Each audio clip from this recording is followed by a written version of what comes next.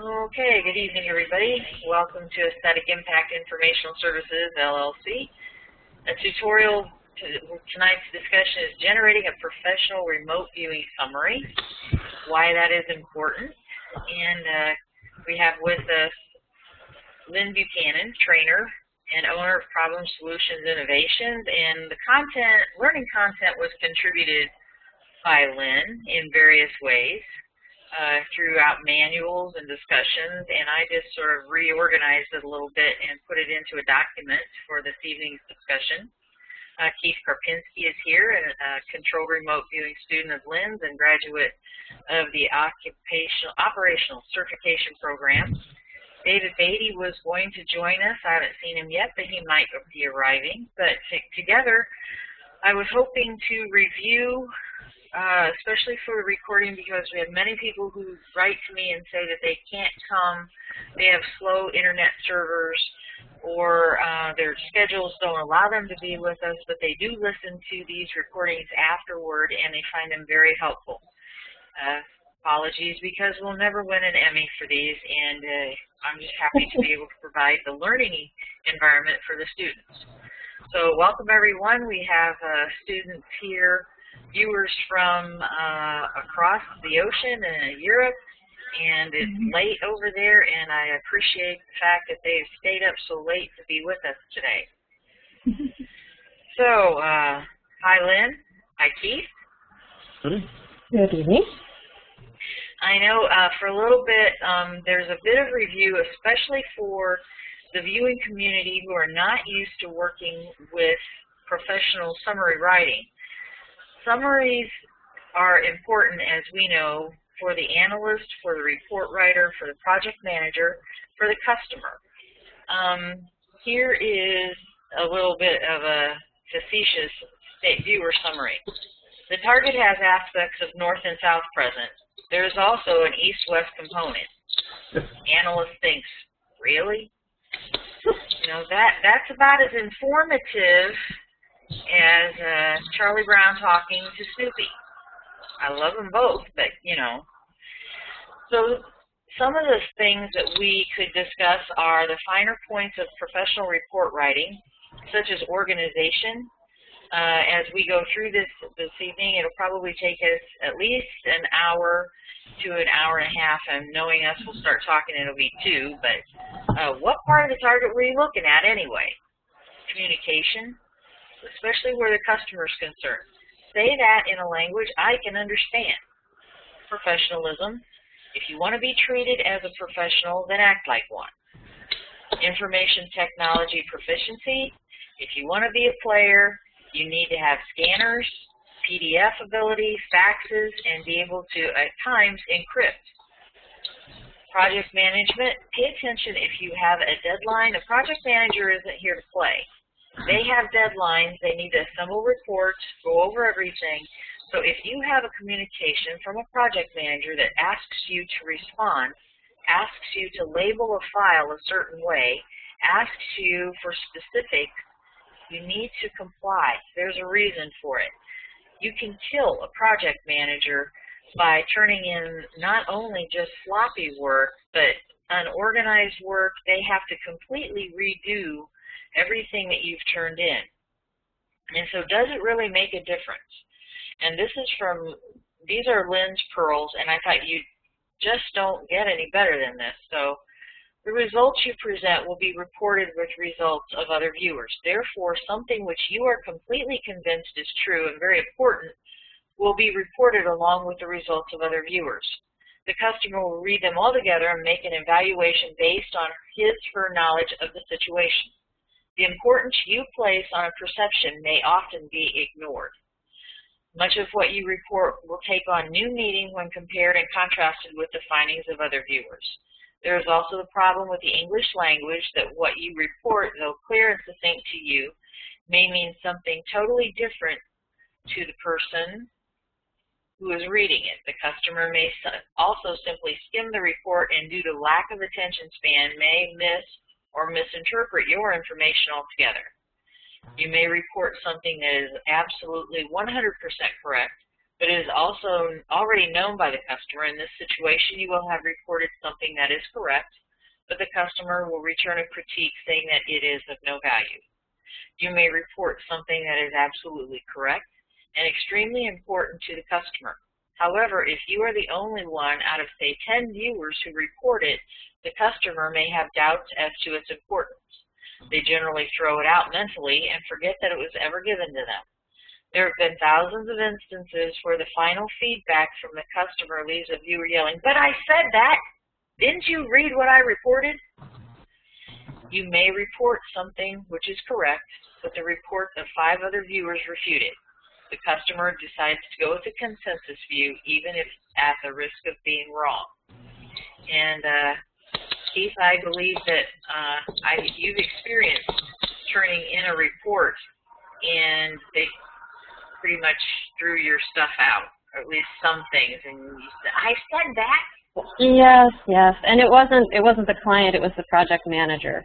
So the project manager has a very hard decision along with the analyst to decide what's important and what stays in the main report. And sometimes your stuff doesn't make it, and then you see feedback later and you go, "Oh, I nailed that target." So the better you can write your summary, the more chance your project manager and analyst have to get it right and the way you meant it.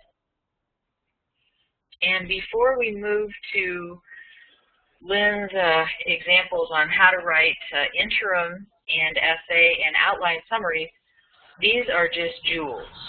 These poorly written summaries. These are taken directly from actual sessions, and the people who wrote them were trained and professional viewers and or psychics. Some, but not all, were remote viewers.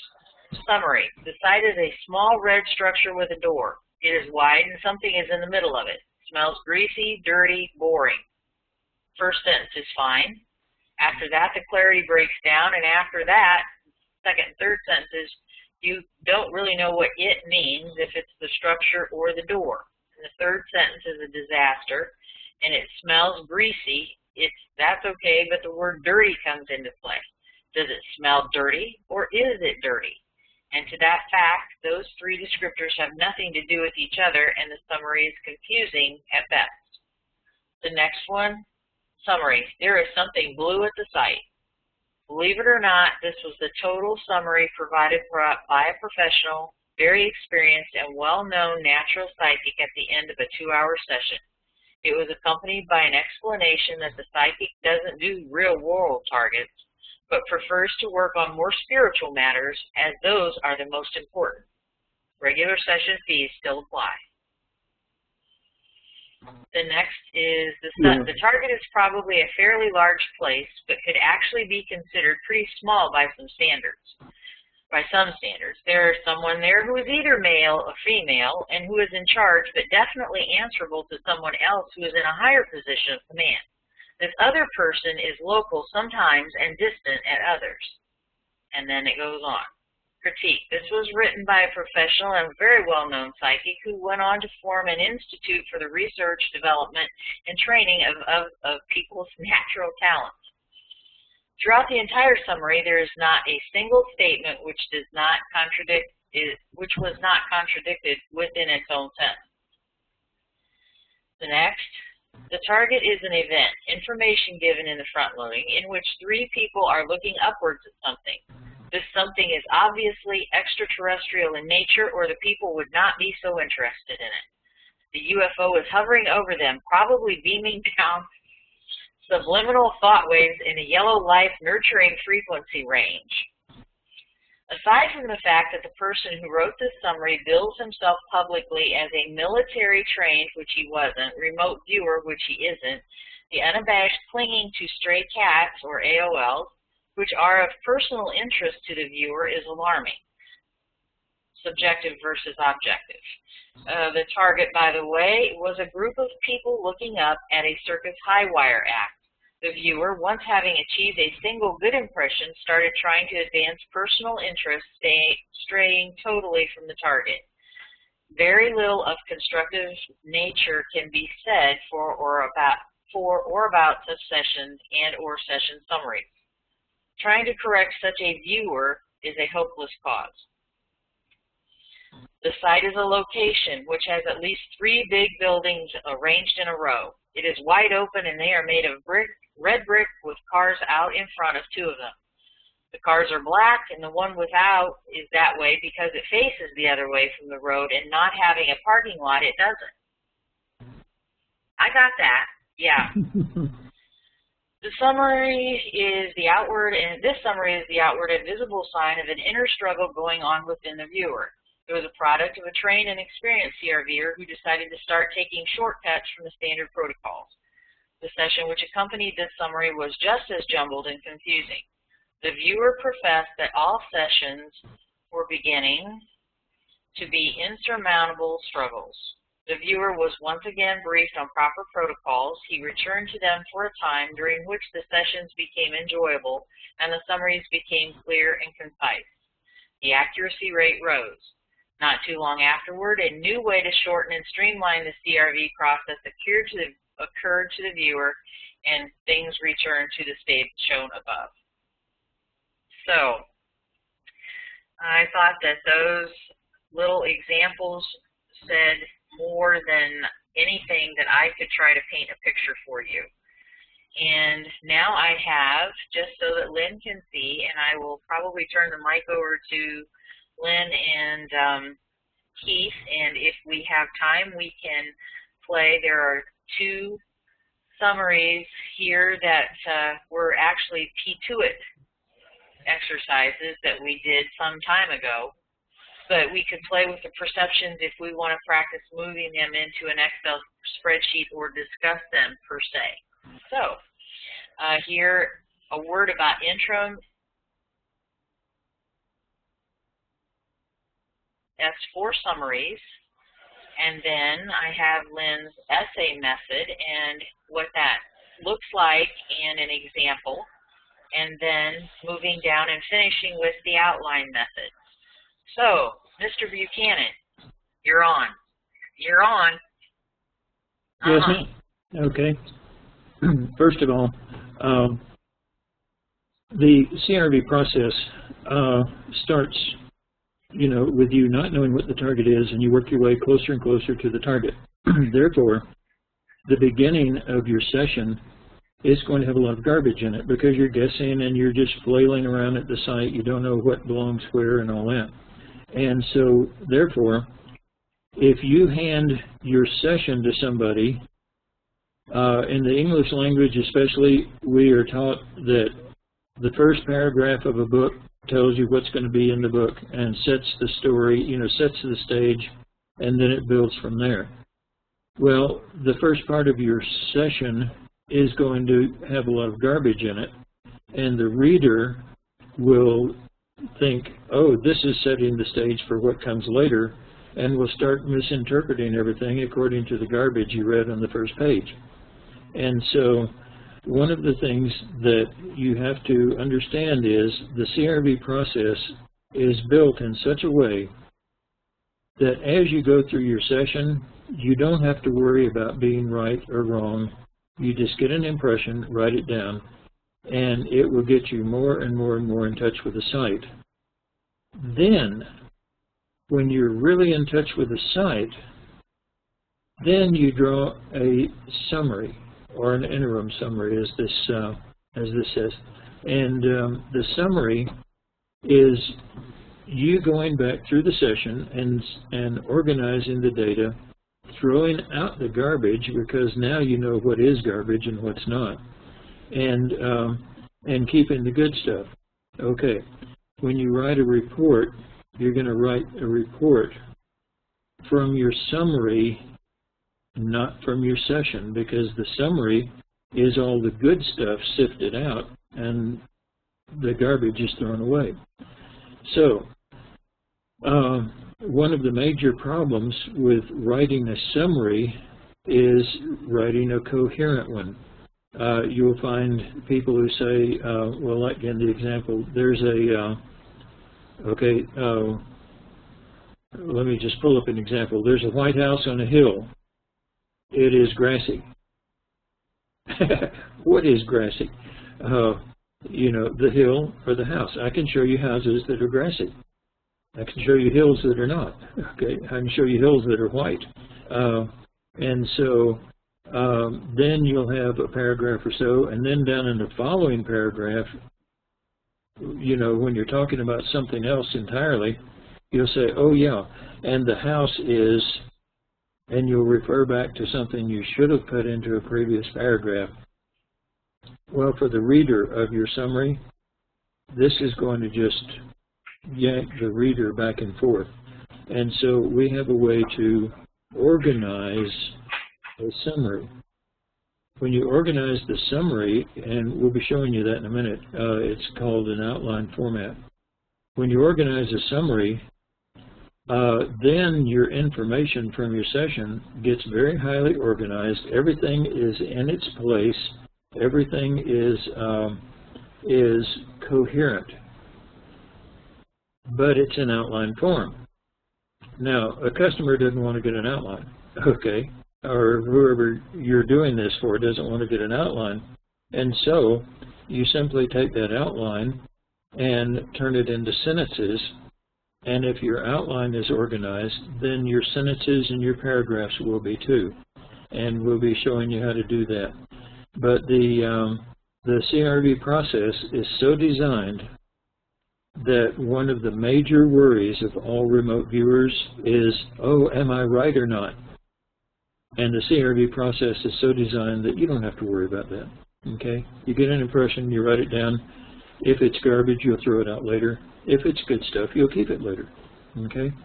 And so anyway, the writing of a summary is really key to writing a good report about what's at the target. And like I say, we'll get into the way to pull good stuff out, put it into an outline, and then take that outline and write a good summary from it. But a lot of people will judge their session without writing a summary. They'll hand their summary to somebody and say, you know, what do you think about this? And they'll get a really bad score because whoever is judging it is judging garbage along with the good. And so, and in the process, they're interpreting everything according to garbage.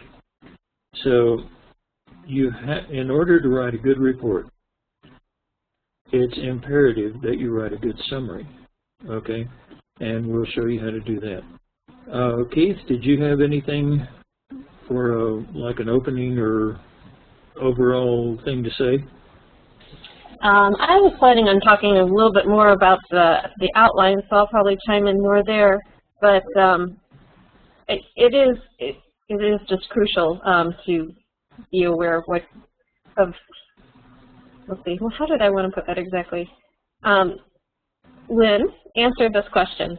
Are you or are you not still viewing while you're writing your summary? Yes, you can still view while you write your summary. And because, so that's, yeah, as you come up with the good stuff in your summary writing, all of a sudden the good things will start fitting together and you'll realize that you perceived something else during your session that you didn't write down, or now that you have the really good sight contact, you'll see things and you'll say, oh, I want to go back and take a look at that, and you'll mentally go back and take a look and get more information. So yeah, you can still remote view while you're doing your summary.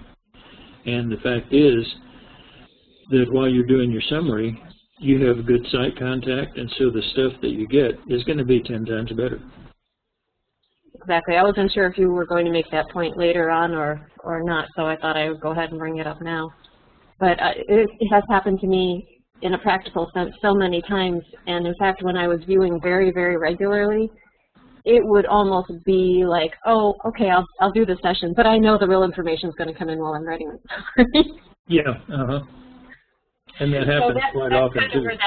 Yeah, and that's kind of where you tell me that, so that's kind of where the magic happens. That's where you actually have to be psychic, because this is where you kind of know you're right.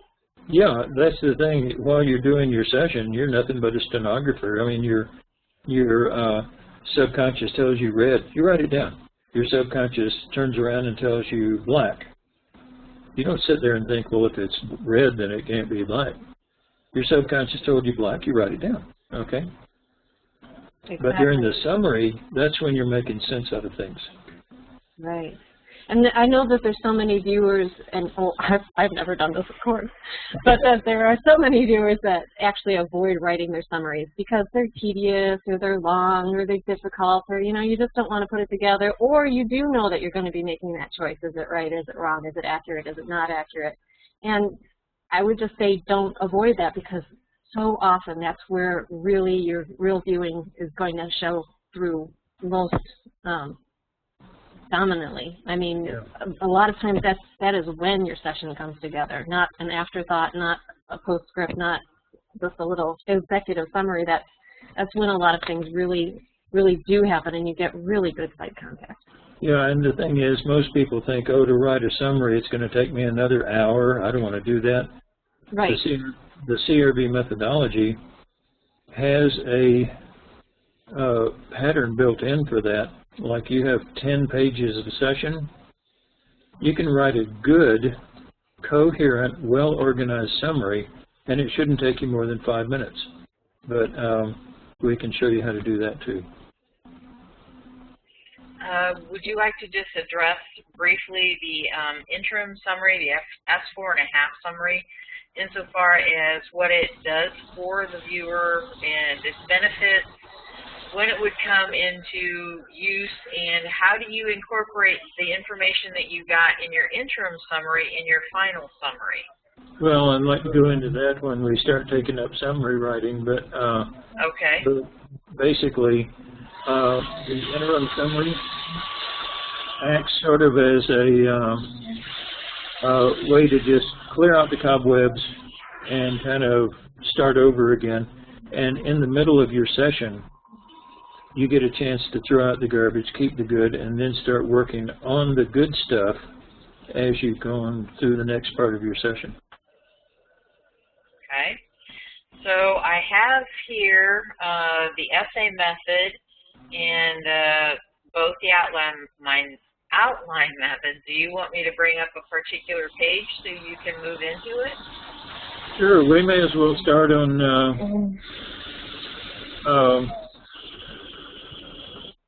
Keith, is that okay, or you? Yeah, sorry. We can, whatever you'd like to do, but I was wondering if, Lynn, you would like to address, or I could say briefly a couple things about the essay method versus the outline method? Yeah, No, we were getting a lot of feedback from your thing, and I didn't know if something was... Oh, I couldn't hear it on my end at all. Oh, okay. Yeah, I tried muting Keith just for a second to see if I could find out where it's coming from. It almost sounds like there's a lawnmower running in the background or something at times. Yeah. But it settled down now, so it must have known that we're targeting it as being uncooperative. Gremlins. Yeah. Yeah, gremlins. Okay, a lot of people, when they write a summary, they will sit there at the end of the session and they'll think back and they'll say, okay, what do I know about this? And they'll write something down, and their writing is just a sort of a quick compendium of what they remember they got during the session. And the fact is that if you do a session of any length at all, you're going to forget 3/4 of what you got, you know, by the end of the session. And so what we do, CRB session starts out with the gestalts. And the gestalts at the beginning of a session say something like, the target has water, man-made, land, and biological, something like that. And so if you want to do this on a computer where you can insert lines, you would start by your summary by saying the target has elements of land. Next line down, you would put water, next line down, and so on. And in the summary, you're going to be writing everything in outline format. Now, what people do if they write an essay summary and don't go back through their session is they get just a very pale representation of what they learned at the site. If you do go back through the session, what most people will do is they will start looking at every single perception and weighing it against, what do I believe? Is it right? Is it wrong? What gestalt does it go to? You know, is the water green, or is the man-made green, or, you know, is the land green? And they bog themselves down, and then it takes an hour to 2 hours to write just a simple summary. And you don't do that. So what you do in the CRV methodology is you say, okay, the site has elements of water. Then you go back to the beginning of stage 2, and you skim through your session. You don't read every single word. You skim through your session, knowing that your subconscious mind is going to pick something out, point it out to you, and make you notice it. When you notice it, you evaluate it. Do I still believe that? And if so, then you write it down underwater. Okay? The water is wet, the water is cold, the water is green, the water is salty tasting, the water is so on. And you, by skimming down through it very quickly and seeing what your subconscious makes pop out at you, you very quickly, I mean 15 seconds, and you've described the water. Then you go to the next one, the land is. You start back at the beginning of stage 2, and you skim down through it again, just like speed reading, and whatever pops out at you, you determine whether you still believe it or not, and if you do, then you put it into the summary under land. You do the same thing for man-made, same thing for biological, and so on.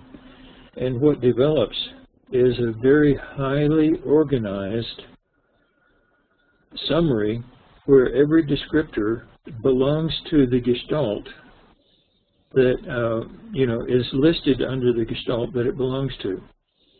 From that outline, you can then say, there's water at the site, the water is green, cold, salty tasting, and so on, and you can go ahead and write a paragraph, just a regular, you know, editorial paragraph, and while you're doing it, you will realize, oh, wait a minute, I got a visual, and I saw maybe a ship in the water, okay, and I didn't write it down. Well, now then you're remembering what you got in session, you write it down.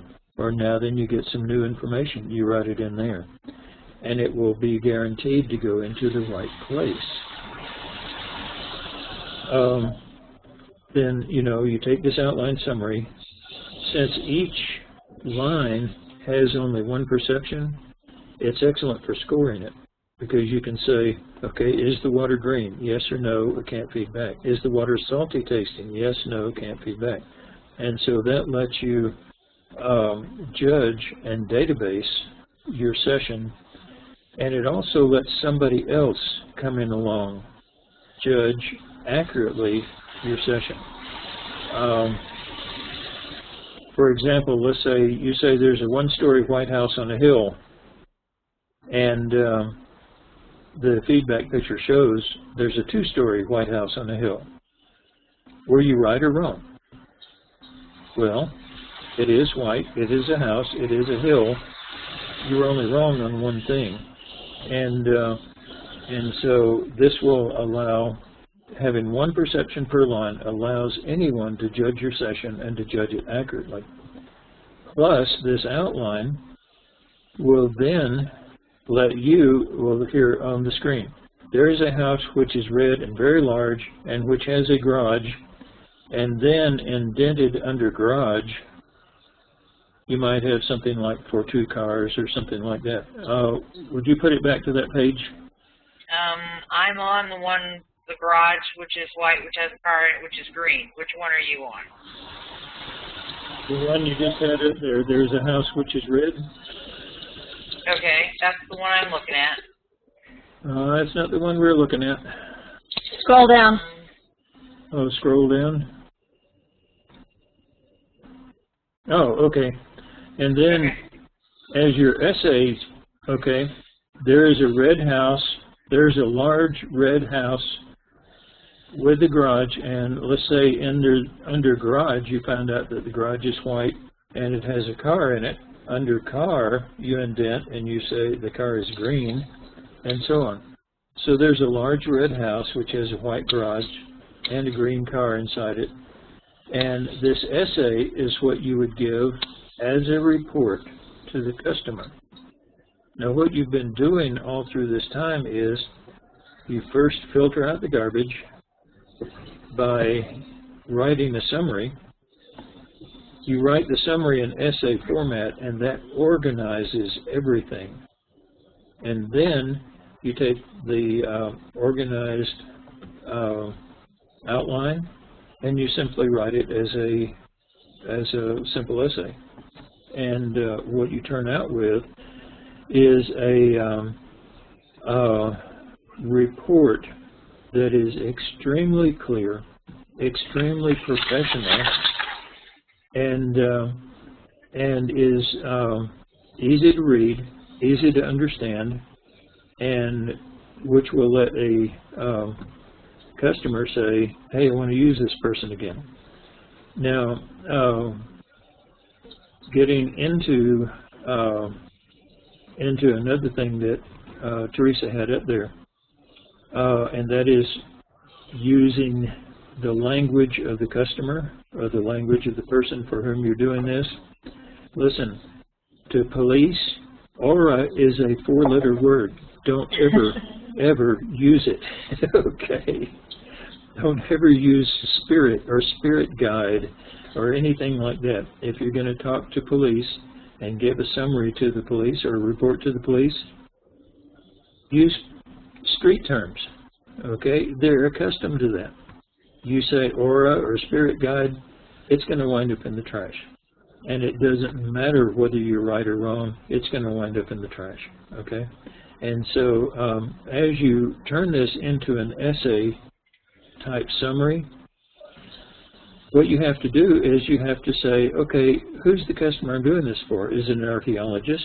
Is it a cop? Is it a business person? Is it an investor? Is it a gambler? Whatever. And you have to put it into words that they will understand and that they can use.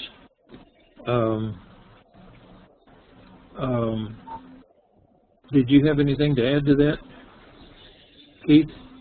I wanted to add something about the phase 4.5 kind of summaries. I find that they're really helpful when you catch yourself writing more than just a word or two or three words down for a perception, or if you're making an awful lot of notes. Yes. It's probably time to just write a summary because you're already starting to go into sentence mode anyway, and if there's so much information that you just don't feel you can get it out fast enough, sometimes it's a good way to tie them all together and thread them all together and put them in a nice little bundle so they either continue to give you more or they get out of your way. That's right. The interim summary can be done in essay format or in outline format. A lot of people, once they get accustomed to doing outline, prefer to do it that way. Yeah, then they just end up going back into session anyway. Yeah. Well, that's the thing.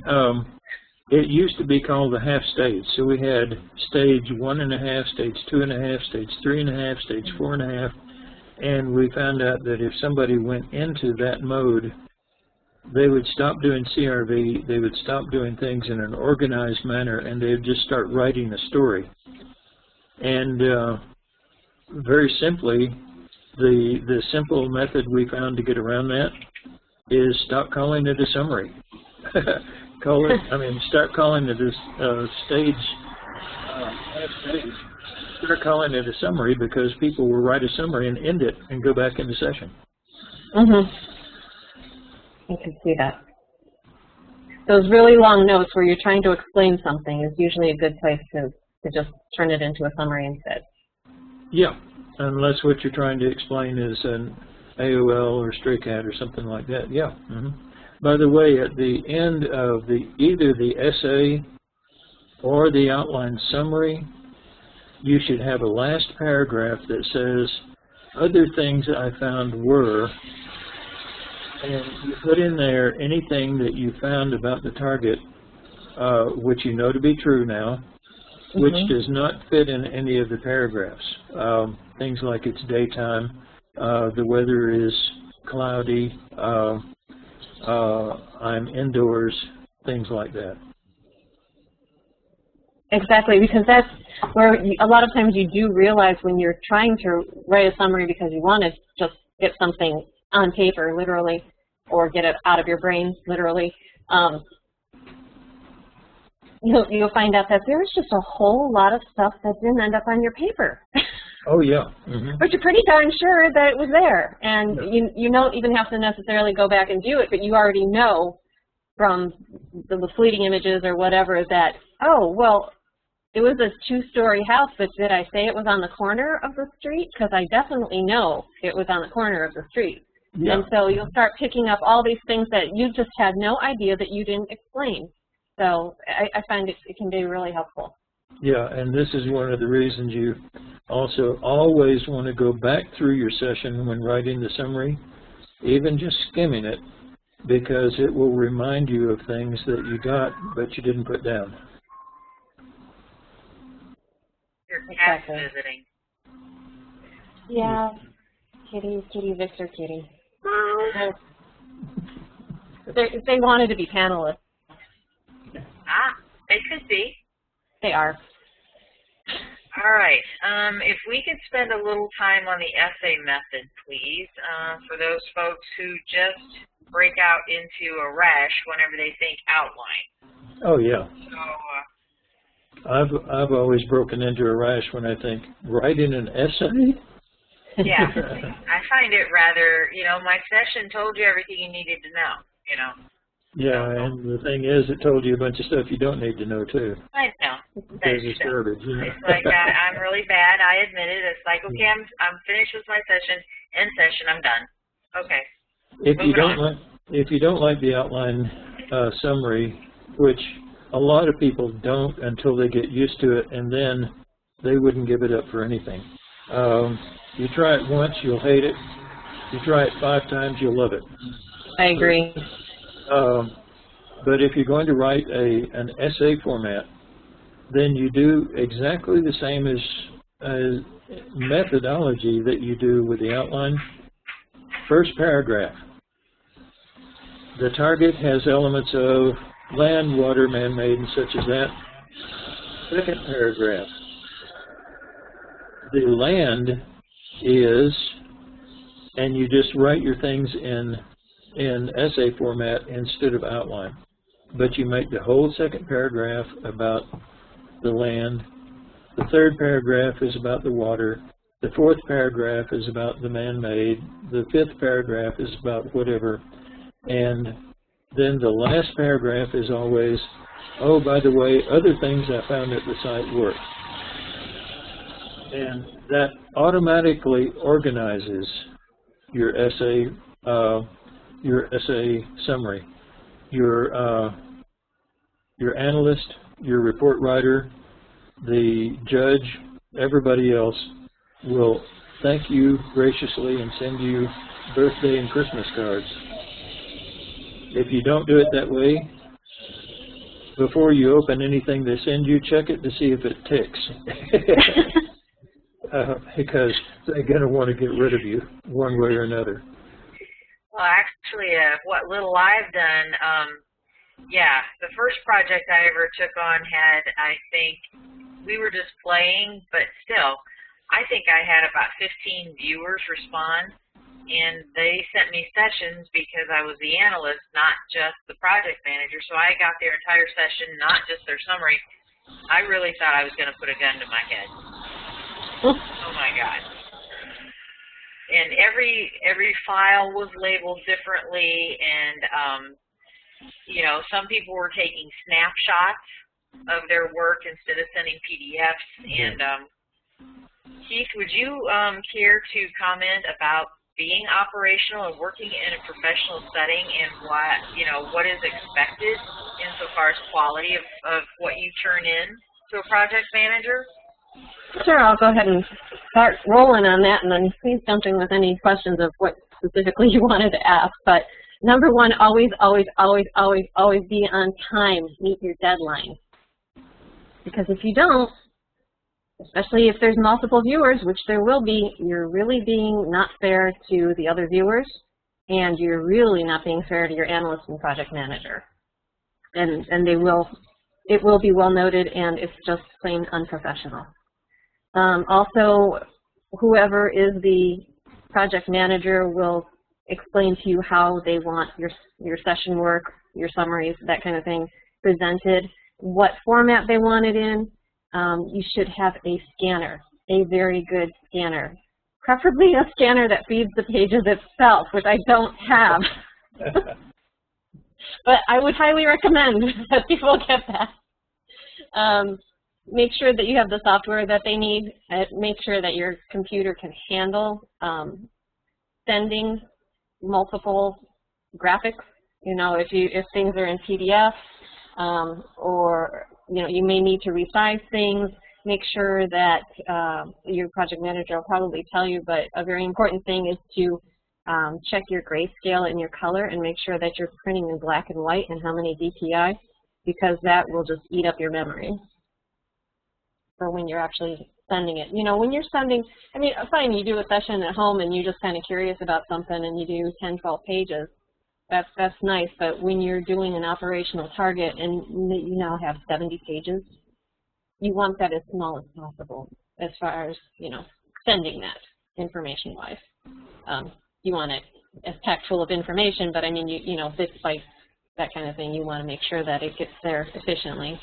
Let's see, as far as writing the actual session, you can't really worry about your penmanship or anything like that, because that all goes to pot during the summary or during the session anyway.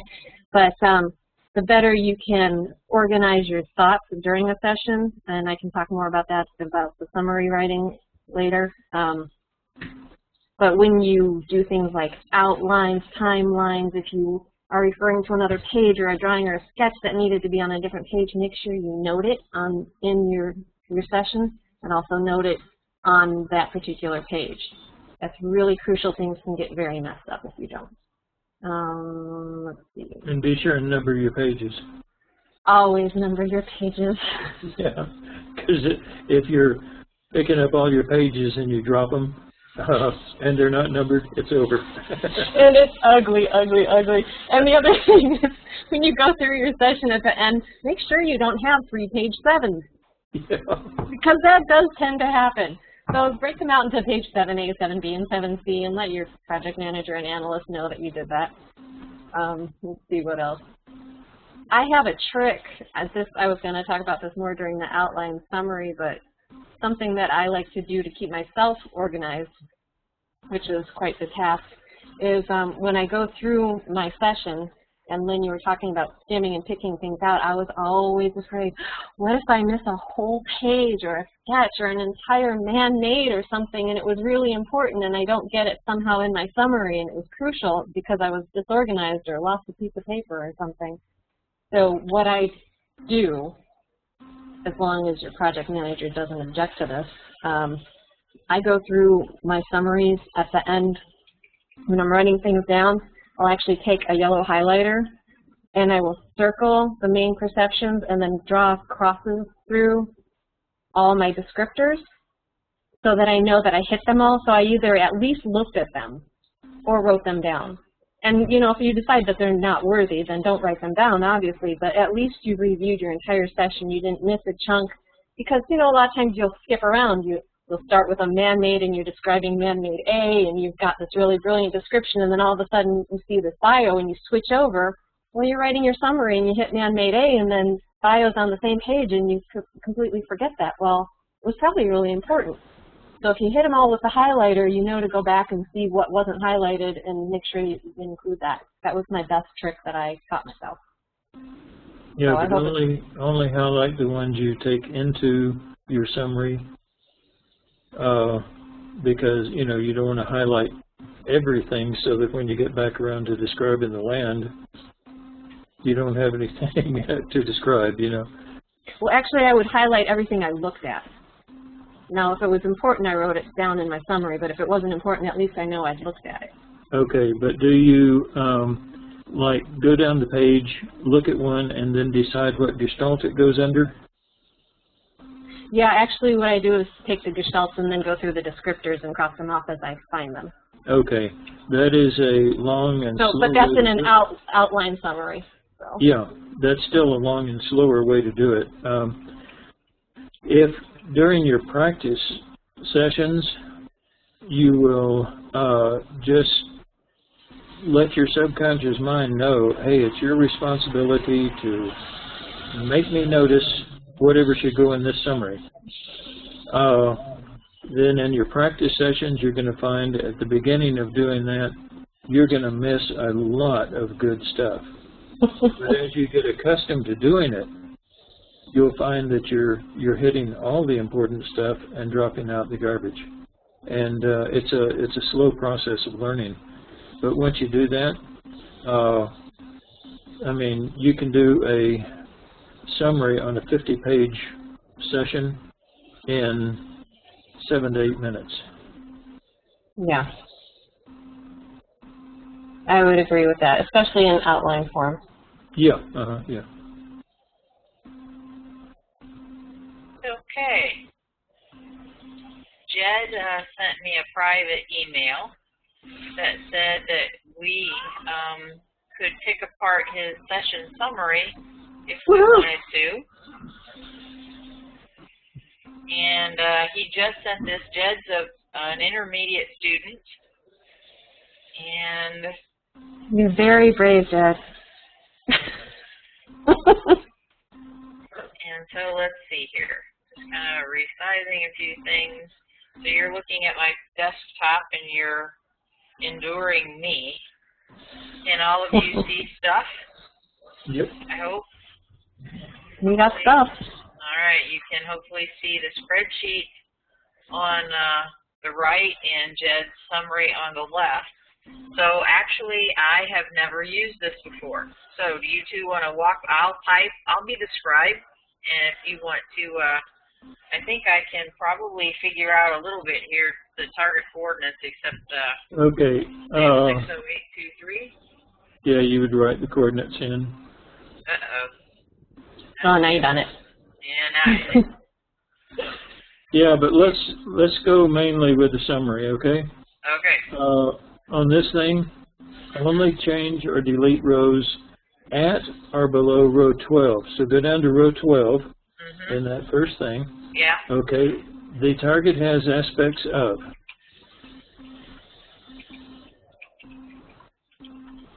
Okay. Okay. Now then, the rest of these are going to be the gestalts that describe the target. Okay. So we're going to indent under target 1, and you say biological.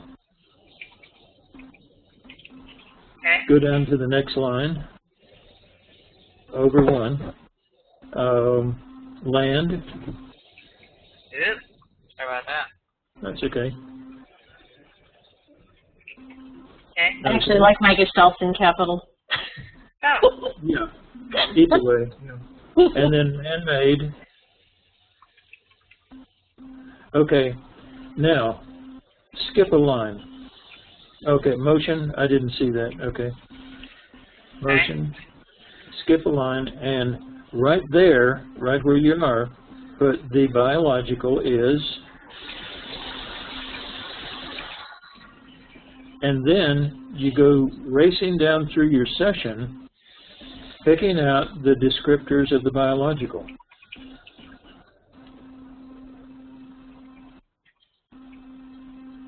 The biological is rope. Well, I'm putting down what Jed has here, so we can pick it apart as we go. But Okay, then let's go back. The thing. Okay, wait. Okay. Let's go back a bit. Uh-huh. The biological is not rope. The biological is climbing. Okay? Mm-hmm. So where you have rope, put in climbing. Biological is climbing. Now, what is the biological climbing? Rope. Right? The Okay. biological is climbing upwards. Okay. So we're now describing the climbing. It's climbing a rope, climbing upwards, and so on. The next, what's the next impression you got? Orchestrated. The biological is orchestrated, or the climbing is orchestrated? Jed, you might want to take your mic off here and chip in if we need to. Chime in. Okay, can you hear me? Yes. Yeah. Okay, the rope, actually, I did the bracket thing, and after I did that, I got the sum of climbing and upwards. It means it was under the biological. As I was viewing it, that's why I left it under the biological. Or what you're saying is I should have moved rope to man-made? No. You're talking about the biological is climbing. No, actually, the rope is, I did put that into brackets, and then I expanded upon that in a subset, and then I got climbing and upwards in my P4 matrix. Okay.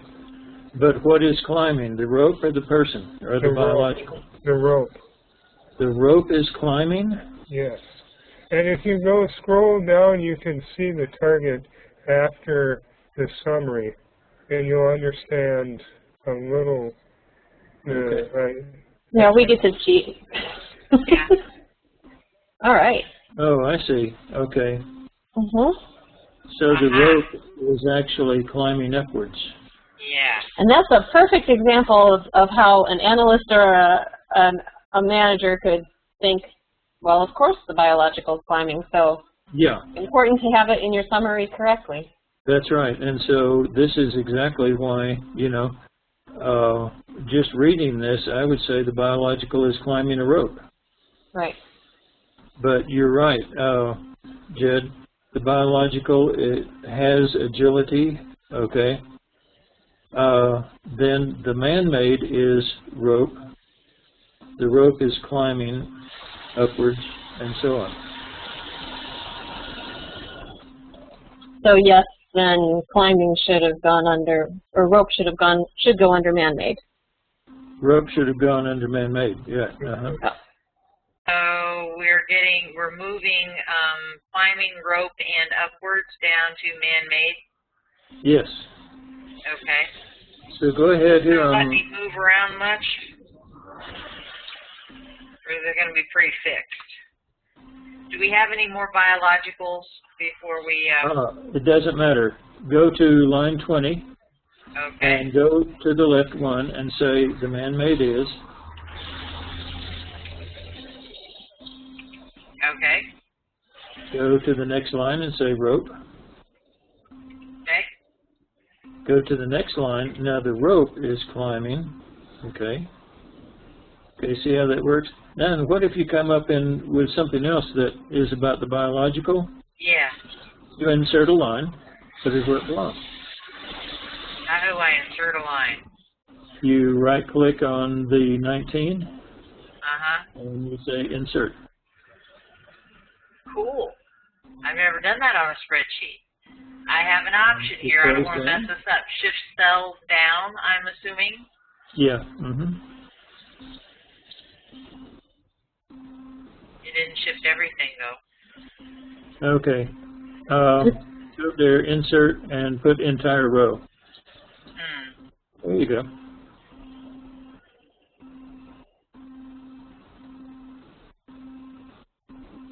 I was playing. I didn't do so good. Yeah. I can see that I need to practice, but Yeah. we can see how this works. Yeah. And I've never practiced that before. That's neat. Yeah, it really is, because anytime you find something else you want to add to it, let's say you're going along and you say, oh, wait a minute, I saw that the biological was in a dress. Okay, you go up here, you add in a line under biological, and you put wearing a dress.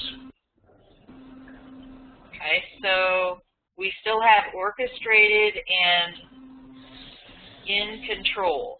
And it looks probably like it's associated with the kites and the rope. Okay, but what's more important than getting everything down is making sure that everyone is understanding what's going on here. Right. So okay. Let's check with everybody and see if there are questions about what's going on. Okay. I need to, let me see here, chat. Anybody who has questions, feel free to jump in. I'm looking at the text window in case you have questions there.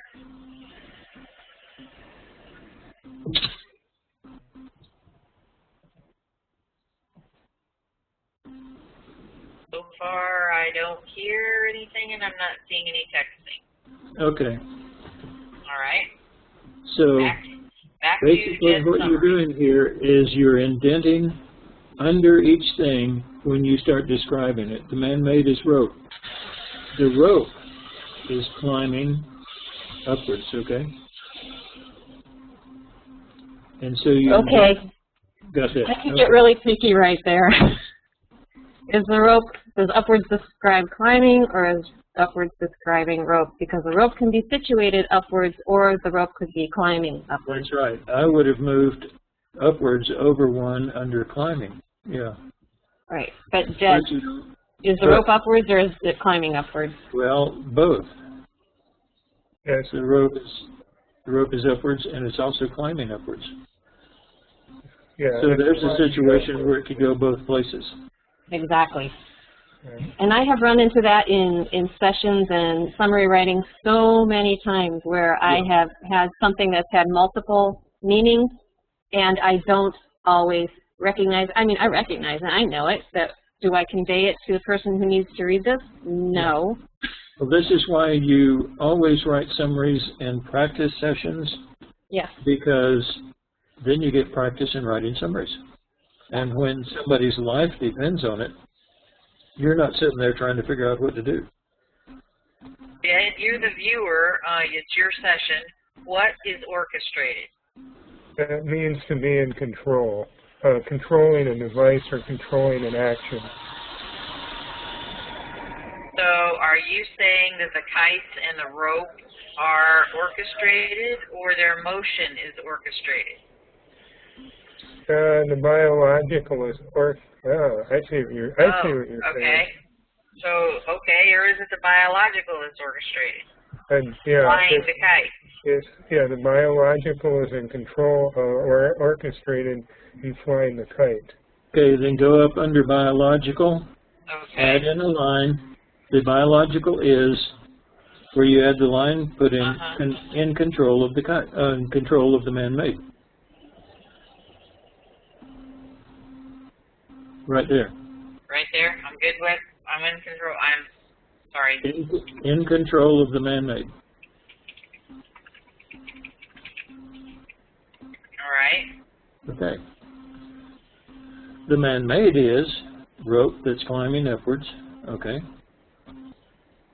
Now I'm gonna see if I can. Now, what about orchestrated? Where does that go? Only the viewer can tell you this, okay? Is the biological orchestrated? Is the man-made orchestrated, or is the climbing orchestrated?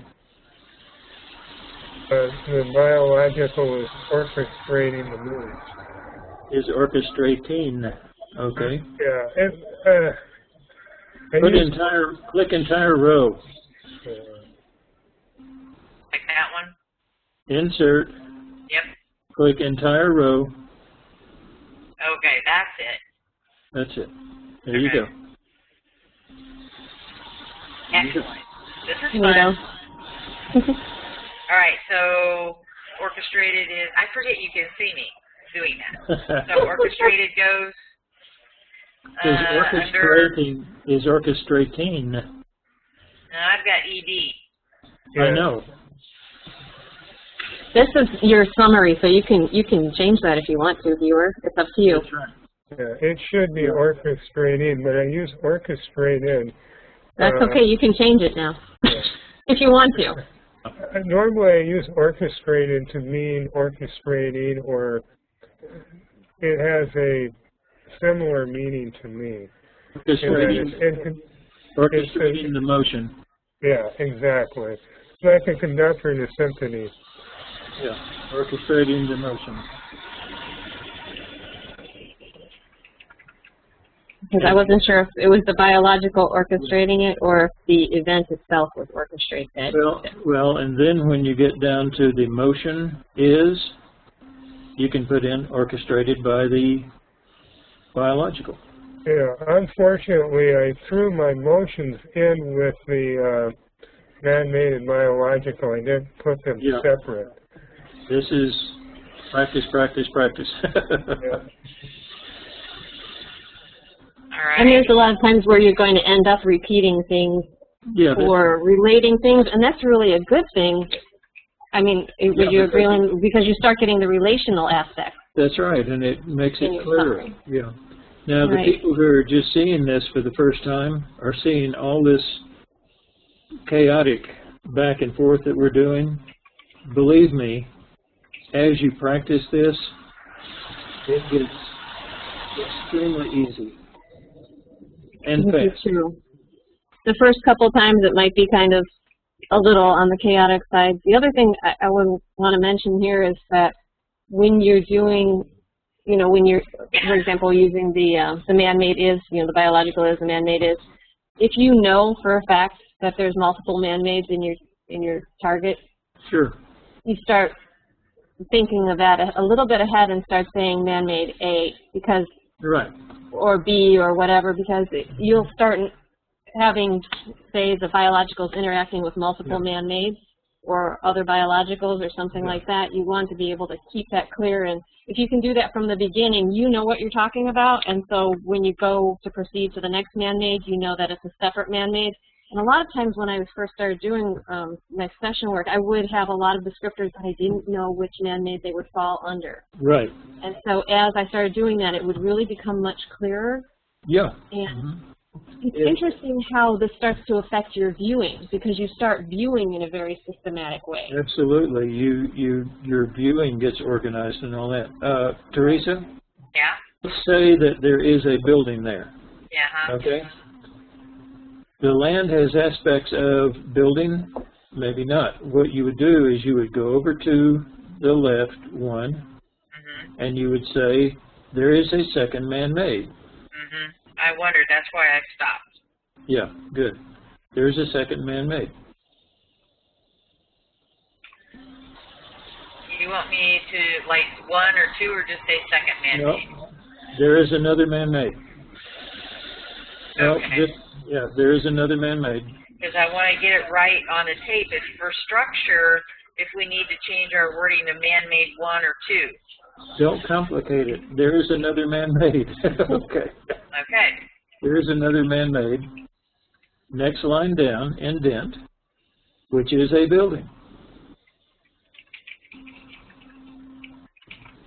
And then, next line, if you describe the building, you would indent under building, which is tall, which is 23 stories, which is hotel-like, and so on and so on. You're going to shoot me for this. What if it would be a conceptual? What if someone like those kites are going up? What if we're building towards something? What if it's not a structure? Only the viewer would know that. I was going to say viewer would know that. Okay, go up to the first man-made here. Okay. Okay? Yeah. Go down to upwards. Yeah. Add a line. Insert entire row. Okay. You're a professional now, Teresa, at that. Yeah, except it didn't work. It did. Okay, upwards. Yeah. There you go. Okay, now then, back under rope. Yeah. Right underneath rope in the second column, Mm-hmm. the man-made is for entertainment purposes.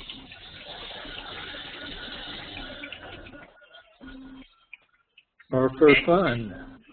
See how it works? The rope isn't for man-made, I mean for entertainment, but the man-made is. Okay.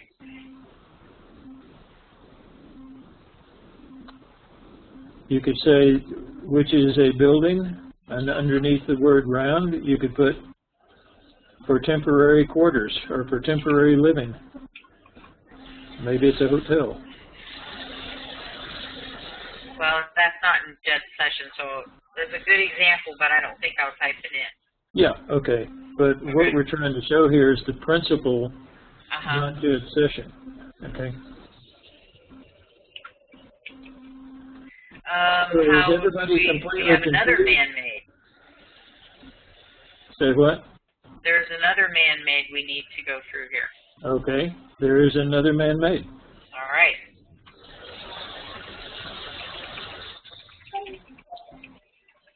I missed my calling. I should have been a secretary. Yeah, which is Yep. which is congested. Congested, okay. And any descriptors of that other man-made? Now wait a minute. Wait a minute. Well, I was going to say I did not need to indent that, did I? That's right. The congested is not cold. The man-made is cold. I think I was hitting on somebody's beer cooler. That was the only thing. That part of the target I could not get for actual feedback. But means it was outside, it was August. Some kid was probably running around with an ice cream cone. Probably, yeah. Okay, but aside from getting Jed's summary written here, what I'm interested in is everyone who is joining into this this meeting. Oh, darn it. Going back. Does anybody have any questions, and is it being understood, or is this confusing them more than anything else? We do have two questions, but they aren't pertaining specifically to this. I'd like to finish out this last perception, if we could, and then go to questions. We have a noun here. Under the man-made has aspects of freakish, and then we have ball, and so now we're dealing with a noun. Okay, which is another noun? Which is a building? There's your noun. There's no problem with nouns in a summary. Okay. It's another man-made, and it's ball, so are we good to go right there where that is? Or I would put which is a ball. Okay. That's going to make it easier to put into an essay format. Okay. Which is round. Okay. And so normally when there's kite flying, you have a spring that's in a ball, and that's where your rope is going up, or being fed out of. Okay. Now, Jeb, would you say that was a whole separate man-made? Is that what you're trying to? Yes, yeah, it's a whole separate man-made, but it would probably be associated with the rope is what I'm thinking, but the person that would be the analyst would have to interpret it that way. I'm not sure if it's clear enough in what I have here. Add in a line there, Teresa. All right.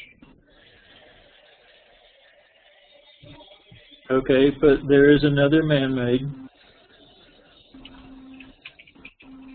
Okay, which is a ball, which is red, round, and so on.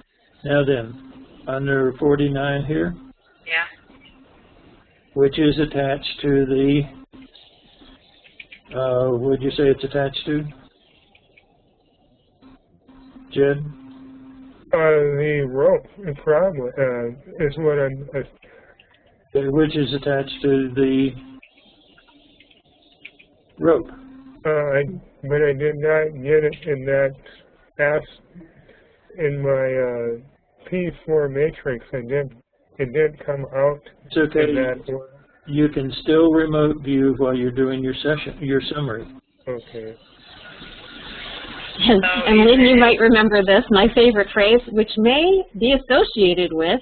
Yeah, which may be. Okay. Because there were things I would get and I'd say, well, I think it goes with this, but I couldn't say for sure in what way it goes with this. Is it attached? Is it nearby? Is it, you know, conceptually associated? And so I kind of, some might say cheated. I would say not. I tried to be accurate. I would often use which may be associated with. And then if I got more perceptions while I was saying that, I would add them, like maybe associated with conceptually, or maybe associated with physically, or in approximation to. But that's when you really start dumping in that relational information that really builds the life into your session. Yeah. Okay, Teresa? Yeah? I really don't want to get bogged down in writing his full summary. Okay. What we're talking about is how to outline. So we need to find out if everybody is understanding how to outline. We are done writing his summary, okay? Okay. So we can go to questions. Good. Well, one kind of in-between thing, which has to do with outlining and understanding, is if you pick up things throughout your session that don't really fit under any one of your gestalts, you can kind of list them at the end. Right. Don't forget what the other things associated, which is where I think she was kind of going with it. But that can be a catch-all, and a lot of times you find stuff that you realize that you had all kinds of perceptions on and didn't write them down. Teresa? Yes? Other things I found at the site were, why didn't you put that in outline format? Were? Because you don't want me doing this at all. I'm just trying to get it written down. Sorry. Okay. You want to fight? Yeah. Alrighty then. Talking about principles here, we're not talking about a definite single summary. Okay. Alright.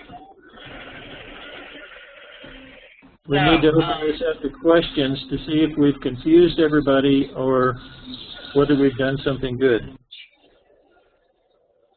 Or both. Or both, yeah. Option B, all of the above. E, none of the above. Okay, so let me switch back over. Good. Now, we've got questions, 3, just so I want to get them here. Sorry. Let's see, might this be easy done in mind mapping? That was question number 1. And then we have question number 2, a question about sketches within a session.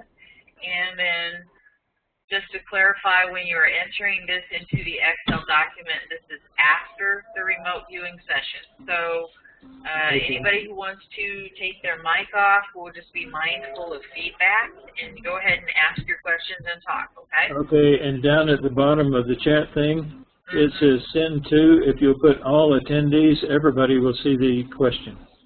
Oh, okay, so what was the first question? Might this be done in mind mapping? I'm not sure what methodology that is, or, and I'm going to kill this name yet. Is it whoop? Not quite right. Let me take your mic off. You might have. It's a reference to what Daz Smith does. Daz Smith, I think, uses CRV, or his version of it. Do you want to explain what mind mapping is, so we can see if the question?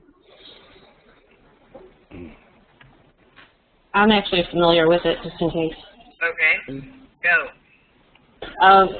And chime in if you get your mic working, please.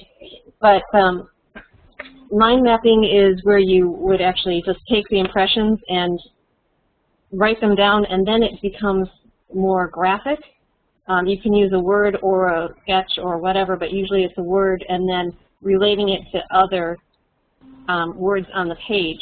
So, and you physically relate them, like with arrows and circles and you know, squiggly lines, lots of arrows usually, and how the different aspects relate to each other, or how one thing generates the next thing.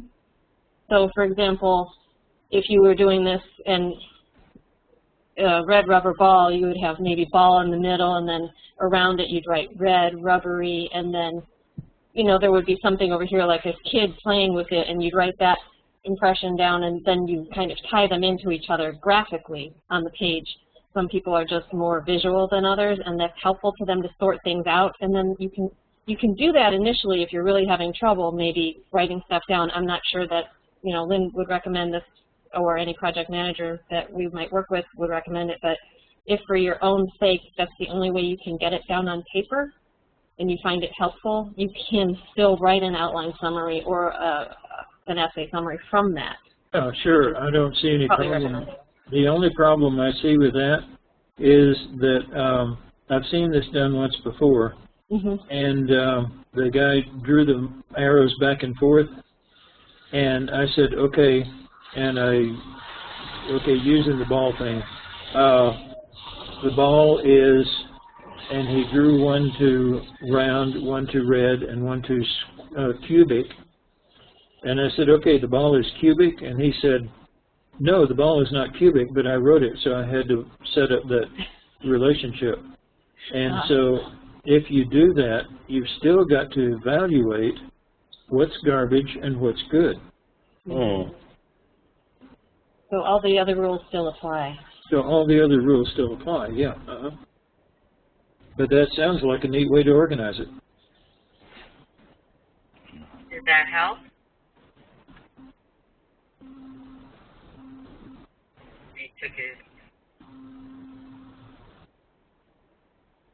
Did that help? Did that answer your question? Oh, sorry. I was wrong with the mic. Excuse me. Yes, it did. And as Alexis said, I've seen it in a session of DAS using it. And I think it's rather easy during the session to write it down that way. So therefore my question. It might be really, really helpful as an interim summary. You know, when you really just want to get something on paper as quickly as possible, either before you lose it or because it was jumbling up, you know, getting things backlogged. Obviously, you also want to always declare the emotional that goes with that stuff. Then would you consider that kind of like a note or something else where you want to declare or set something aside if? Sure, it's a form of stage 6, turning it into a graphic, yeah. Okay. So, but I mean the sense of having it feeling jumbled? Like a too much information break? Probably not, because, you know, when you draw the arrows, you would have to evaluate, do I really want to draw this arrow? And the one that I saw done that way, the person who did it also used arrowheads to show the relationship was one way or the other way or both ways. And so that sounds to me like a really neat tool. Cool. And then, of course, based on your whoever you're doing the session for, writing the summary for, they might want you to do it their way too. Well, yeah. But it might make it very easy to do it from that. Yeah, at the end, you know, if you're going to show this to a customer or something, you're going to have to put it in essay format anyway. Okay, and then we'll go ahead. Alexa's question dovetails into this, and then Deborah's has a sketching question. Alexis, I'm going to say if you have a mic you can key up, go ahead.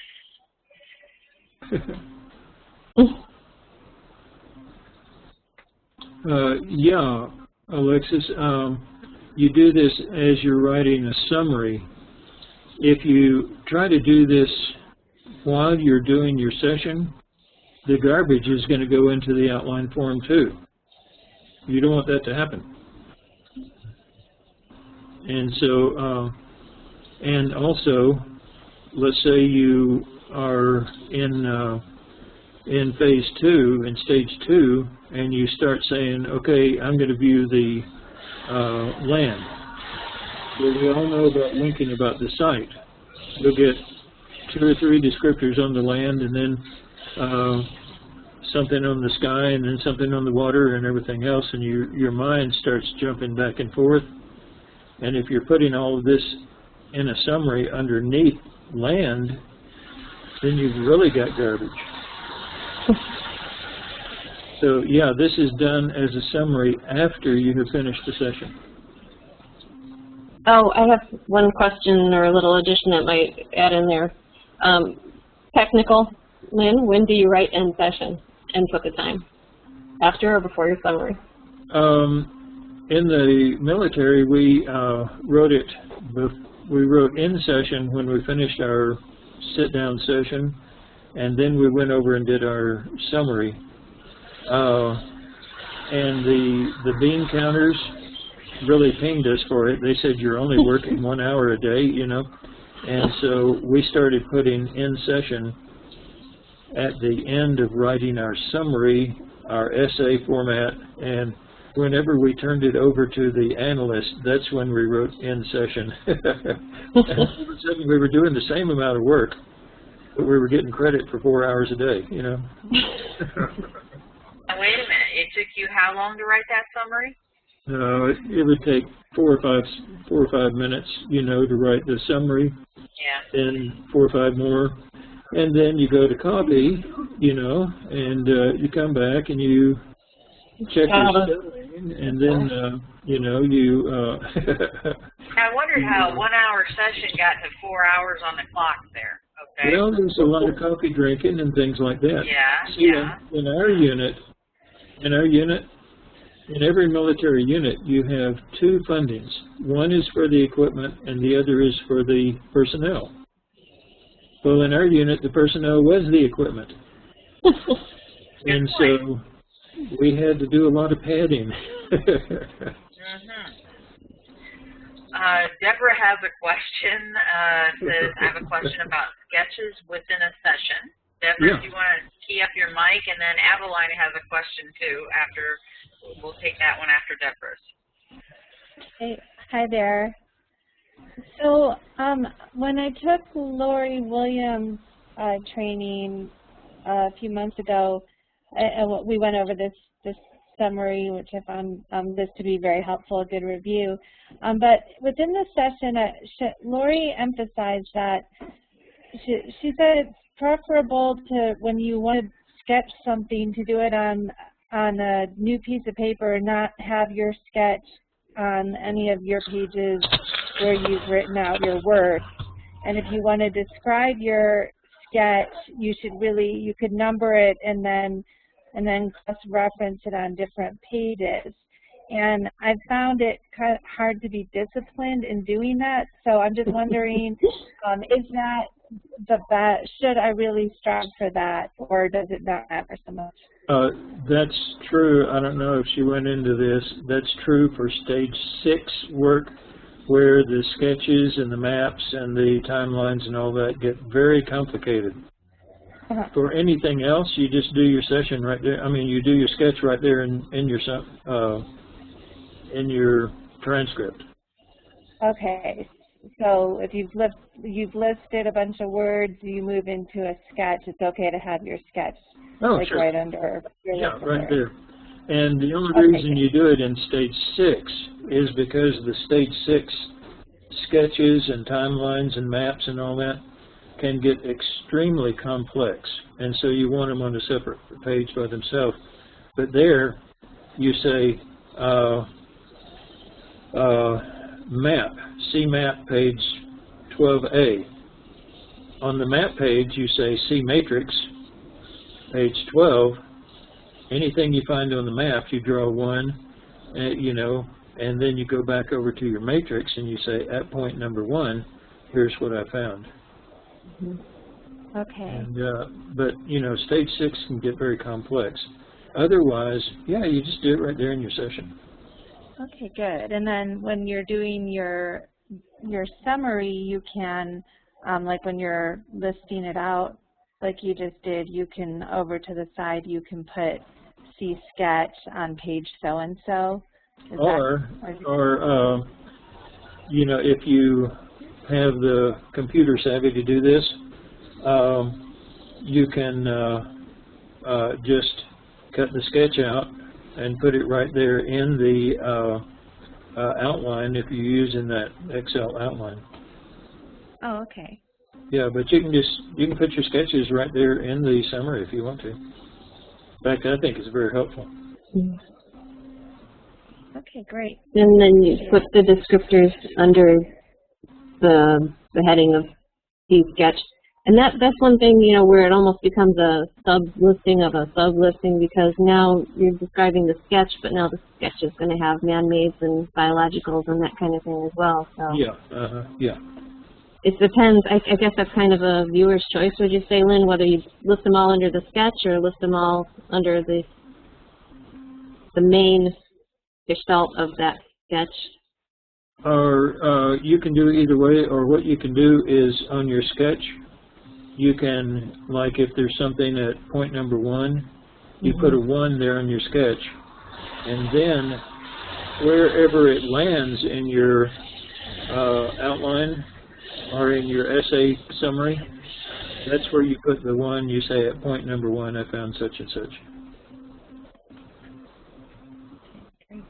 I have one more question. I was just wondering if I want to buy a new scanner that can scan multiple pages at once, because right now I could do 1 page at a time, and it takes me an hour to do like 10 pages. Does anybody have a recommendation for a brand of scanners, or where I might find one that's not too expensive but that'll do multiple pages?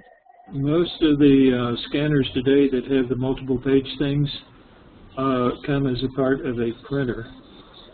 And so you buy the printer. I have a Brother Professional Series multi-page scanning, and I'm sure it's got a number on it. But anyway, Brother computers, Brother printers are extremely cheap.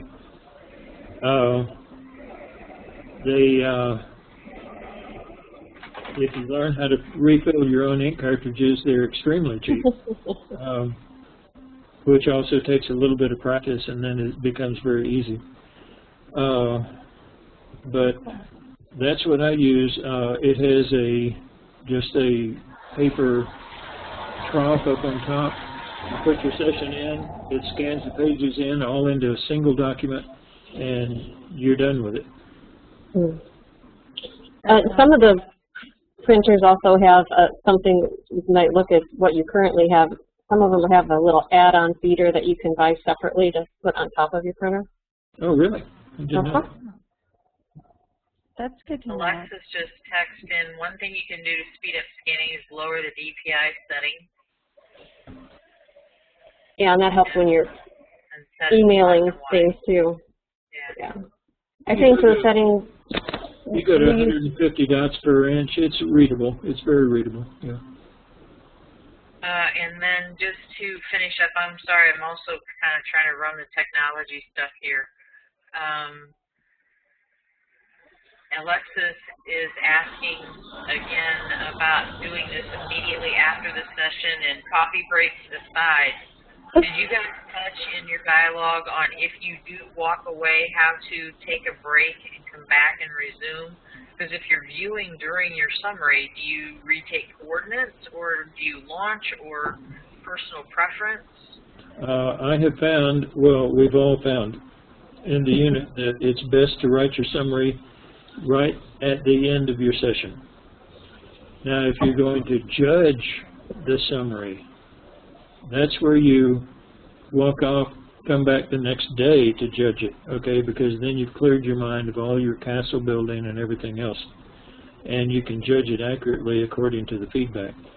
But we have all found that if you do your session and then put off doing your summary, you are going to build castles like you wouldn't believe. I mean, you're going to, oh, I know what that means, and your conscious mind is going to take over and just start writing stories that, I mean, you could get published in a book form. And yeah, so it's always best to write your summary right at the end of your session while you're still remote viewing. Lynn, would you recommend that anybody ever, say you had to walk away for 4 or 5 days and you weren't really happy with the end of your session, you can just open it back up if you want to and view a little bit more, get a little more site contact, and then write your summary if you know, time-wise that you couldn't do it previously. That's right. Here's a thing that nobody is actually teaching, but we found to be very useful. If you're interrupted in the middle of a session, it's called memory pegs. You write down like peg 95, something like that. Then when you come back, instead of queuing with the coordinates, queue with peg 95 and you'll be right back to your session. Thanks. But you're right, continue back into your session, get the site contact, and then write your summary. Yeah. Peg 95? Is that like having a little icon up on your screen or something? Just go right there. No, it's a shortcut. It's a shortcut. Generally, I've been hanging out with a man how many years? I swear to God, I've never heard that before. oh, listen, after you've learned everything there is to be taught, you only know about 5% of what we know about remote viewing, okay? Alexis is asking if we can go into the peg. Okay. But before we do that, Adeline has a question. So, And I don't want to she has her hand up. Ms. can you hear me Jewel, okay? go ahead. Hello? Oh, sorry. I often hear a voice with relevant information. I don't always know where it's coming from. Would this go under the biological section, or would it be in the final summary? And how would I put it? Would I put it in quotes, or I get a bit confused with that. Keith, did you get that? She's very soft-spoken. I think it was kind of garbled, but I think the question was if you get something you don't know what gestalt it goes to or where to put it, it doesn't matter. What you do is when you get it, you write it down and you move on. You just write it down and move on. It's when you do your summary, then you'll know where it goes to because you've got good site contact. I think she had said something about a voice specifically. Is that correct? That's correct, yeah. So you're perceiving a voice? I'm sorry. I hear a voice with relevant information often, but I don't always know whether it's coming from the site or somewhere else. Okay.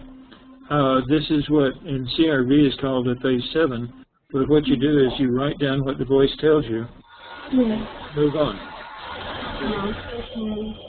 Once you've moved on, at the end of your session, you'll go back and you'll run into that the voice told you, and you'll know a whole lot better what it means, where it applies to, and everything else. So during your session, you get an impression, or you get a visual or a voice, a sound, a smell, anything you get. You write it down and move on. If we could find out what that sound is. Okay then, thank you very much. Okay, and the other thing is if you are confused whether it's a P7 type voice or if it's something at the site, you can always just make a note of that. You know, if you're concerned you might forget it later, but it'll probably make more sense by the end of the session, like Lynn said. And I give P7s a lot, so don't be afraid to write them down. Yeah, same here. Thank you. Okay, back to the pegs. Usually a monitor, if you're working with a monitor, keeps track of the pegs, and you'll start off with peg number 1. The monitor will tell you what peg to use, and it's a one-up number of things. And let's say you're doing your first session that's interrupted, and the monitor says, okay, write peg number 1. And then 2 weeks later, you're back doing another session on another target. Then you wind up going on vacation. On vacation, you get put in the hospital. You're a month in the hospital or whatever. 2 years later, you come back, and here's this target that's not finished yet. Your monitor can say to you, move to peg 1 and describe. You'll be right back on that session. You'll pick up the session where it left off because your subconscious remembers those things. But you don't want to use the same peg number on 2 different targets, because if you do, you're going to try to go back to 2 different targets, okay? So that's why your monitor generally keeps track of the pegs.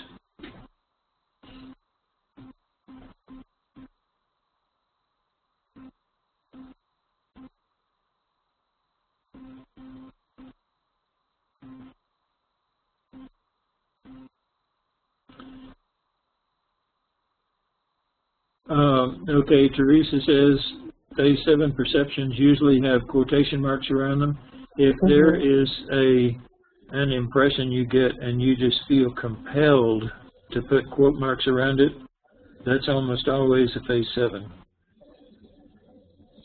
So, for example, if it's very specific words rather than, you know, a voice or the sound of voices, if voice says like green grass of home, and you want to put that in quotations, then you better put it in quotations. Yeah, that's right. And that's like the target I had once. It was a practice target, and this song kept going through my mind, you know, Lucy in the sky, Lucy in the sky, Lucy in the sky, you know. I finally just quit the session because I couldn't get rid of this song.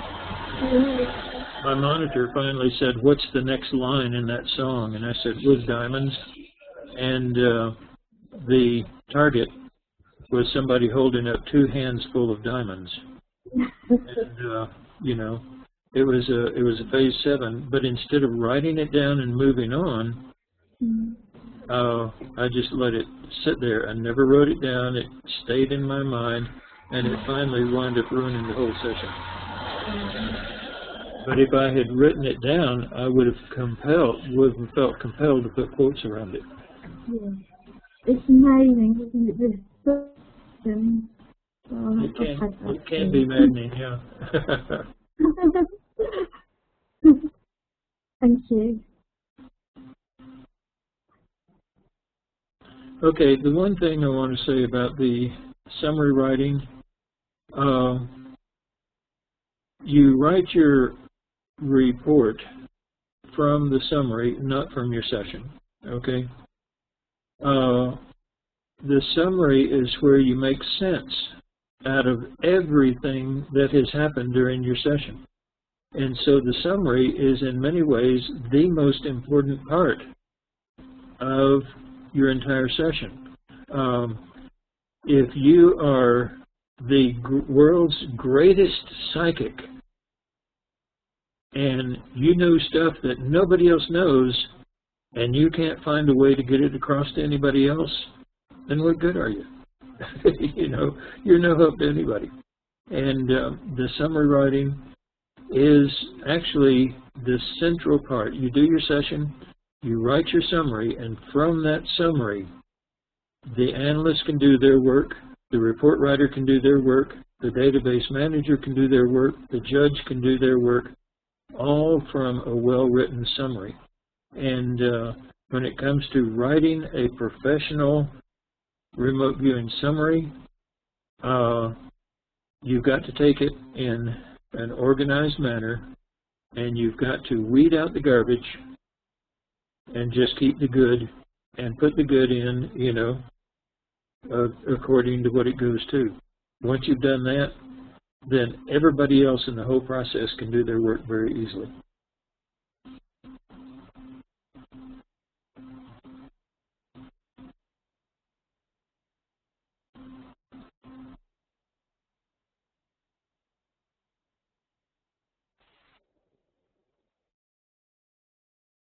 Lynn? Yes. Oh, sorry. And your viewer database. Oh yeah, the viewer database. I can't believe you didn't say that. Well, no, I did say, the database manager. Right.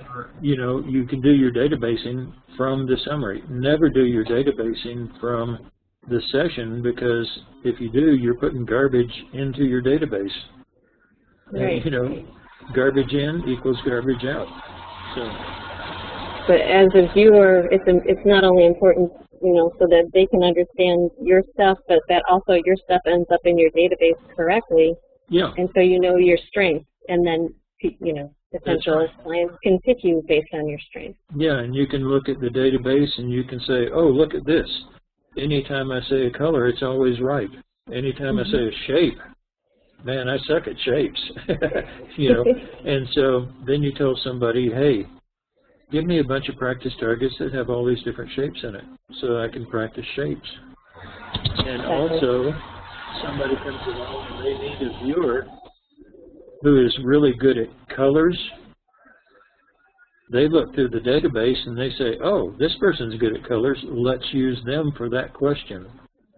Let's say the another question of that customer is the shape of something, and they look through and you really suck at shapes, they'll go get another person who's good at it. And that way, you may have 10 different viewers, all of whom have an average score of 70, but by using them with their strengths, you can get 90% accuracy, 95% accuracy. And so the databasing comes from the summary. The summary is the key element. The summary is the key element that lets everything go from there.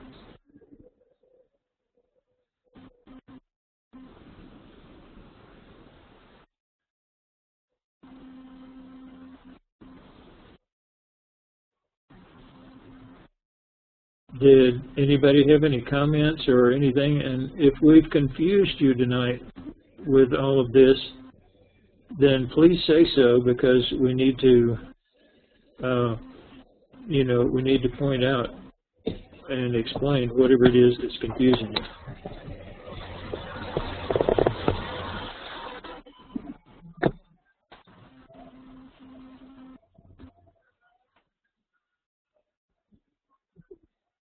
Teresa, are you getting anything written to you?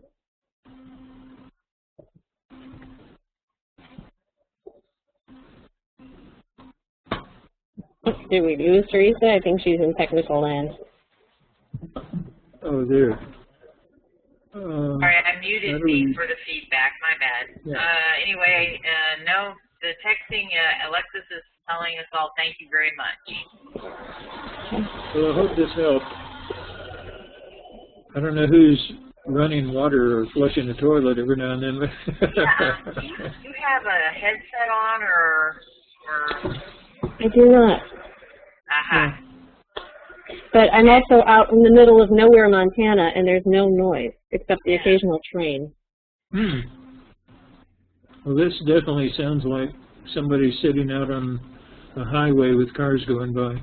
Yeah, like not even a stoplight for the next 60 miles. Hey, do I get to come visit about WebEx then? I love griping about WebEx. Yes, you do. I have one more question. This is Deborah. Can you hear me? Yes. Yeah, go ahead. Well, let's say we're in a hurry, like we really don't have time to do both a written summary and the Excel sheet one. Is one preferable over the other if we can't do both? Once you learn how to do the outline, it becomes extremely fast. It's a whole lot faster than doing an essay summary. And so, then if you do the outline, and all it takes is some practice. And if you do the outline, then you can come back later and do the essay. Or, you know, sometimes you're working with a project manager or an analyst who will just say, hey, don't bother doing the essay. I work better with an outline. Okay, thank you.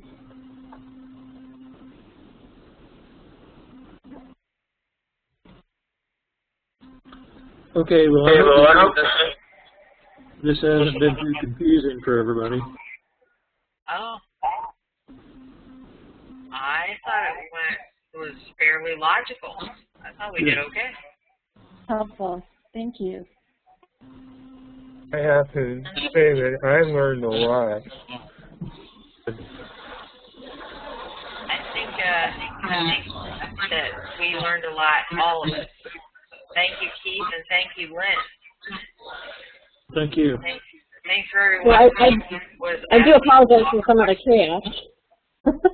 So I do apologize for some of the chaoses. I wasn't sure where, you know, to insert certain comments here and there, but hopefully they were useful when they were in there and everything made sense in the long run. Yeah, well, I grabbed the microphone too much. I should have called on you a whole lot more because, I mean, you know, I'm talking theory here and you've got the actual practice. And I think your input was probably more valuable than mine. Oh, Lynn, you're such a charmer. Yeah, as if. Thank you, everybody, for coming this evening with your questions, and the dialogue is what makes this work. We could just record lectures till the cows come home, but without everybody learning together, it really makes so much of a better presentation. So, next week we have another target lined up, and if you want to participate, I'll be happy to give you front loading, and anybody who wants to work it and work on retasking, you know, we can do that. Russ is here. I'm sorry I didn't say anything, Russ. You've been pretty quiet tonight. And would you turn your speakers off? Me? Yeah. I don't have my speakers on. I have a headset. Oh, somebody is echoing really badly. Oh, it's Keith. Better? Yeah. Yeah, much better. Yeah. Yeah, because she doesn't have a headset. So anyway, I'm on a radio show next week, and I won't be here. Oh. Okay. Darn. Well, we'll try and get along without you. It'll be tough. You can do that very easily. Yeah. Yeah. Okay, well, anyway, I need to get some more targets put up and some more exercises for everybody. I would like to do one more of these webinars on move commands, a little tutorial, and then I think that my ideas for little tutorials for the community have been pretty much completed. So we'll just be doing targets unless someone else comes up with something. And Keith would like to know what show you're going to be on so we can promo you. Yeah, I was looking that up. It'll be next Wednesday night, August the 8th, from 7 to 10 o'clock Mountain Time. It's going to be Courtney Brown, myself, Dick Argire, from Hawaii Remote Viewers Group, Lauren Cott, and Russell Targ are going to be on, and it's going to be a question and answer type thing where we're just going to take questions from anybody and everybody. It's on the Jerry Pippin Show, which is on www.inceptionradio, INCEPTIONRADIO, all is one word, and I take it it's .com. Inceptionradio.com. And so it's going to be Russ, Courtney Brown, myself, Dick Argyle, and Lauren Cott from Canada. That's going to be a really good one. I hope Maybe so, I should reschedule.